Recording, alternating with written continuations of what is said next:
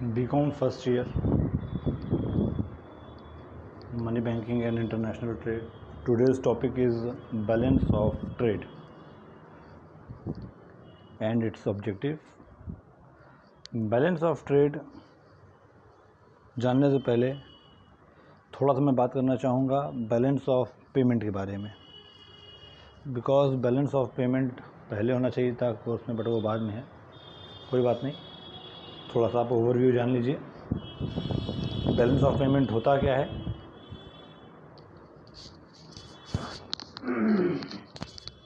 और balance of payment के बाद फिर बैलेंस ऑफ ट्रेड पे हम लोग आते हैं। बैलेंस ऑफ पेमेंट किसी कंट्री का स्टेटमेंट होता है। बैलेंस ऑफ पेमेंट किसी भी कंट्री का स्टेटमेंट होता है जिसमें उस कंट्री के द्वारा किया गया सारा इंपोर्ट और एक्सपोर्ट का डिटेल इसके अंदर होता है। जैसे बैलेंस ऑफ पेमेंट अगर इंडिया का होगा तो इंडिया एक साल के अंदर कितना जो है सामान बाहर भेजा है या सर्विसेज बाहर भेजा है या फिर कैपिटल बाहर भेजा है, और इंडिया एक साल में कितने गुड्स इंडिया में मंगवाया है या सर्विसेज इंडिया में मंगवाया है या फिर फॉरेन कैपिटल इंडिया में मंगवाया है।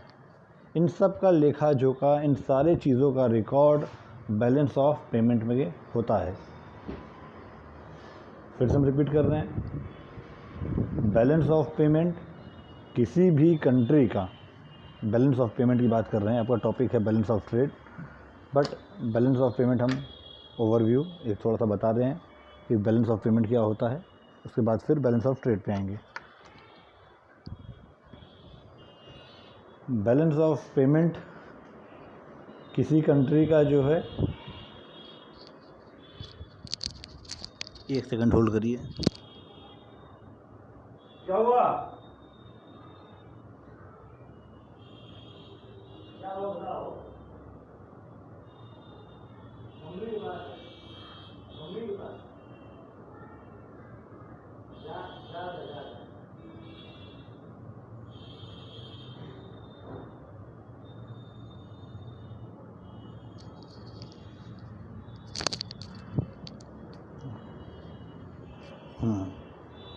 कहाँ पे थे हम लोग?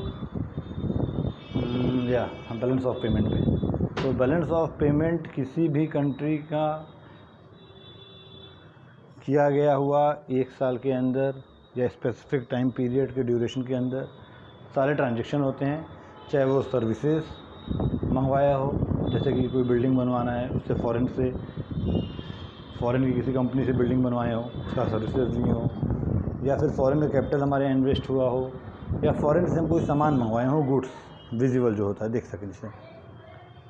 और इसी तरीके से जब फ़ॉरेन में हम कोई चीज़ भेजे हो, दूसरे कंट्री में कोई चीज़ भेजी हो,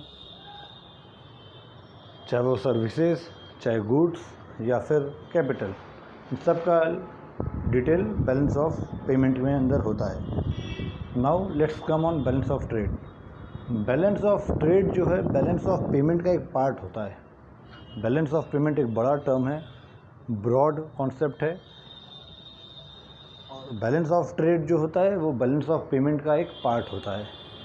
जैसा कि हमने बताया, बैलेंस ऑफ पेमेंट में सब कुछ आ जाता है, गुड्स, सर्विसेज, कैपिटल एक्सचेंज, इन सारे चीज़ों का लेखा जोखा बैलेंस ऑफ पेमेंट में होता है। बट बैलेंस ऑफ ट्रेड में सिर्फ गुड्स का होता है, इसके अंदर सर्विसेज और कैपिटल का नहीं होता है। बैलेंस ऑफ पेमेंट में सर्विसेज भी होते हैं, कैपिटल भी होते हैं, गुड्स भी होते हैं।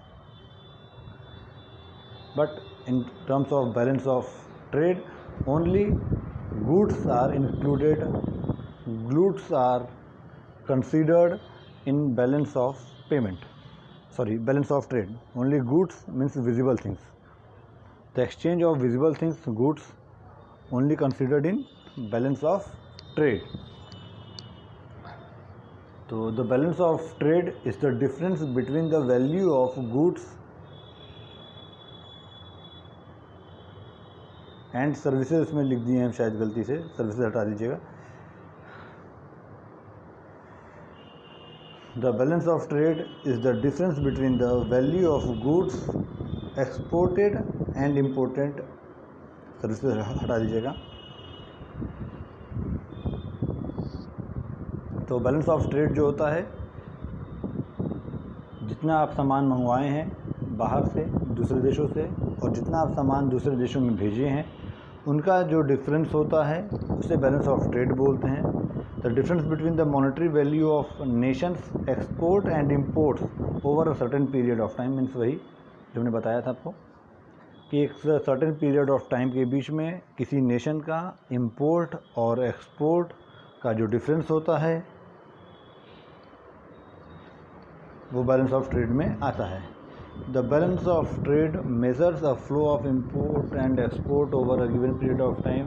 The notion of balance of trade does not mean that export and import in balance with each other. Balance of trade का मतलब ये नहीं है कि ज़रूरी हो कि आप जितना सामान भेजे हो उतना सामान मंगवाए हो, ज़रूरी नहीं कि दोनों इक्वल हो ज़्यादा और कम हो सकता है कि आप सामान ज़्यादा भेजे हो मंगवाए कम हो, या फिर हो सकता है आप सामान मंगवाए ज़्यादा हो, गुड्स मंगवाए ज़्यादा हो और भेजे कम हो। देखिए नेक्स्ट जो पैरा है उसमें, if a country export is greater value than its import, अगर कंट्री का एक्सपोर्ट मतलब कंट्री ने सामान भेजा ज़्यादा है दूसरे देशों में और मंगवाया सामान अपने देश में कम है, तो उसे बोला जाएगा ट्रेड सरप्लस और positive balance of trade. Vice versa, conversely, if a country imports greater value than it exports, it has a trade deficit और नेगेटिव ट्रेड बैलेंस। बोल रहा है कि अगर किसी कंट्री ने सामान इंपोर्ट गुड्स को इंपोर्ट ज़्यादा किया है, अपने यहाँ मंगवाया ज़्यादा है और भेजा कम है, मीन्स कि मान लीजिए फॉर एग्ज़ाम्पल 1 लाख का सामान मंगवाया है और बाहर भेजा है सिर्फ 50,000 का सामान। 1 लाख का गुड्स अपने देश में मंगवाया है और बाहर जो भेजा है वो 50,000 का भेजा है, मीन्स मंगवाया ज़्यादा है 1 लाख का, तो इसलिए इसे बोला जाएगा नेगेटिव ट्रेड बैलेंस और ट्रेड डिफिसिट।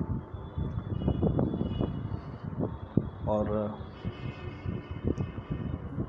किसी कंट्री ने अगर सामान को भेजा ज़्यादा है और मंगवाया कम है तो कहलाएगा ट्रेड सरप्लस और positive balance of trade.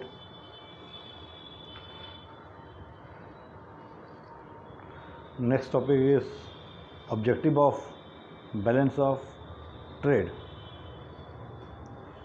Balance of trade की क्या क्या ऑब्जेक्टिव होता है, बनाने का क्या क्या इसके पर्पस होते हैं।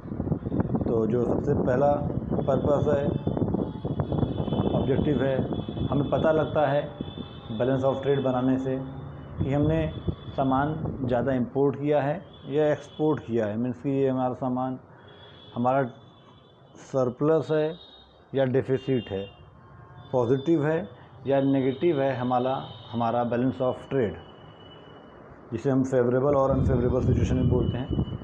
कि अगर पॉजिटिव रहेगा हमारा बैलेंस ऑफ ट्रेड तो फेवरेबल कंडीशन बोला जाएगा और नेगेटिव रहेगा तो अनफेवरेबल बोला जाएगा कंडीशन सिचुएशन। तो सबसे पहला ऑब्जेक्टिव है कि हमें जानना कि हम फेवरेबल सिचुएशन में हैं या अनफेवरेबल सिचुएशन में हैं बैलेंस ऑफ ट्रेड के। अगर फेवरेबल सिचुएशन है तो उसे और कैसे फेवरेबल बनाया जा सके ये ट्राई करेगा वो नेशन, और अनफेवरेबल है तो कोशिश करेगा कि उसे बैलेंस में कैसे लाएं, बराबर कैसे करें, या फिर फेवरेबल में कैसे आएँ, अपने अनफेवरेबल को फेवरेबल में कैसे करें। बिकॉज सारी कंट्री चाहते हैं कि हमारा ट्रेड बैलेंस फेवरेबल हो, मीन्स कि हम ज़्यादातर सामान एक्सपोर्ट किए रहें और मंगवाए कम रहे, that is good for our economy. Second, for making policies, country को जो पॉलिसी बनाना होता है, अपनी नीतियाँ बनाना होता है, उसके लिए भी बैलेंस ऑफ ट्रेड की ज़रूरत पड़ती है उसका। तो बैलेंस ऑफ ट्रेड का जो दूसरा ऑब्जेक्टिव है, जो दूसरा पर्पस है कि वो कि पॉलिसी बनवाए, पॉलिसी बनाने में हेल्प करे कंट्री को, उस नेशन को। कैसे हेल्प करेगा? बैलेंस ऑफ ट्रेड से ही में मालूम चलता है कि कंट्री का कंडीशन कैसा है, फेवरेबल है या अनफेवरेबल है ट्रेड बैलेंस के मैटर में। और उस कंट्री को पता लगेगा कि हमारा फेवरेबल ट्रेड बैलेंस है, तो उसे और कैसे बेटर किया जा सके इसकी पॉलिसी बनेगी उस कंट्री के अथॉरिटीज़ के थ्रू। और अनफेवरेबल ट्रेड बैलेंस है तो उसे फेवरेबल कैसे किया जा सके या उसे बैलेंस कैसे किया जा सके, इक्विलिब्रियम बराबर में कैसे लाया जा सके, इसके लिए पॉलिसी बनाएगी वो कंट्री। तो दूसरा ऑब्जेक्टिव रहेगा कि पॉलिसी बनाने में यूज़ होगा इसका बैलेंस ऑफ ट्रेड का। Third, generation of employment. Balance of trade की ऑब्जेक्टिव भी होता है कि एम्प्लॉयमेंट जनरेशन। जब कंट्री देखेगा कि हमारा ट्रेड डेफिसिट है, अनफेवरेबल है, मीन्स हमने इंपोर्ट ज़्यादा किया है और एक्सपोर्ट कम किया है, तो हम बैलेंस ऑफ ट्रेड में जाके देखेंगे कि कैसी कौन सी प्रोडक्ट है जो हमने ज़्यादा इंपोर्ट किया है अपने कंट्री में, मेरे कंट्री में डिमांड ज़्यादा है उस प्रोडक्ट का, और उसके अकॉर्डिंग फिर हम उस चीज़ों का उत्पादन, उस चीज़ों का मैन्युफैक्चरिंग हम अपने कंट्री में स्टार्ट करेंगे। बैलेंस ऑफ ट्रेड से मालूम चलेगा कि आखिर हमारा बैलेंस ऑफ ट्रेड अनफेवरेबल क्यों है। उससे हम लोग जाके देखेंगे कि क्या चीज़ें हमने बाहर से ज़्यादा मंगवाई हैं जिसकी वजह से हमारा ट्रेड बैलेंस अनफेवरेबल हो गया। जब ये पता लग जाएगा कि ये स्पेसिफिक गुड्स हमारे कंट्री में डिमांड ज़्यादा है और इससे हमें बाहर से मंगवाना पड़ता है, तो फिर उन चीज़ों का प्रोडक्शन हम अपने कंट्री में स्टार्ट करेंगे, उन प्रोडक्ट का मैन्युफैक्चरिंग अपने कंट्री में स्टार्ट करेंगे, ताकि जो डिमांड है हमारे कंट्री की वो सेटिस्फाई हो सके। और साथ ही साथ में जब उस कंट्री में वो सामान बनेगा, जो डिमांड हमारे कंट्री में, वो सामान जब हमारे कंट्री में ही बनेगा तो हमारे लोगों को एम्प्लॉयमेंट भी मिलेगा। तो एक ऑब्जेक्टिव इसका ये भी हो जाता है कि जनरेशन ऑफ एम्प्लॉयमेंट। फोर्थ है प्रमोटिंग एक्सपोर्ट।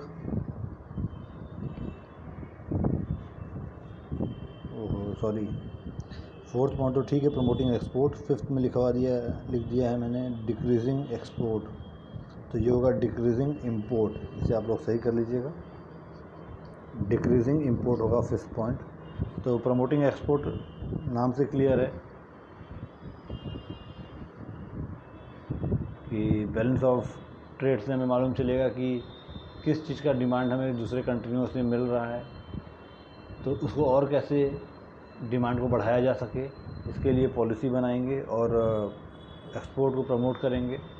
अपने उस सामान को और चाहेंगे कि हम जो किसी एक स्पेसिफिक कंट्री में उस सामान को भेज रहे हैं उसके अलावा और भी कंट्रियों को हम ढूंढें, और भी मार्केट ढूंढें, नए मार्केट्स अलग अलग डिफरेंट कंट्रीज़ में, जहाँ पे अपने चीज़ों को हम, अपने सामानों को भेज सकें, जिससे हमारा एक्सपोर्ट बढ़े और बैलेंस ऑफ ट्रेड हमारा जो फेवरेबल है तो और फेवरेबल हो सके। डिक्रीजिंग इंपोर्ट होगा, एक्सपोर्ट नहीं होगा। कोई भी कंट्री नहीं चाहती कि एक्सपोर्ट डिक्रीज़ हो, सब चाहती हैं कि इंपोर्ट डिक्रीज़ हो। तो ये डिक्रीजिंग इंपोर्ट है फिफ्थ पॉइंट।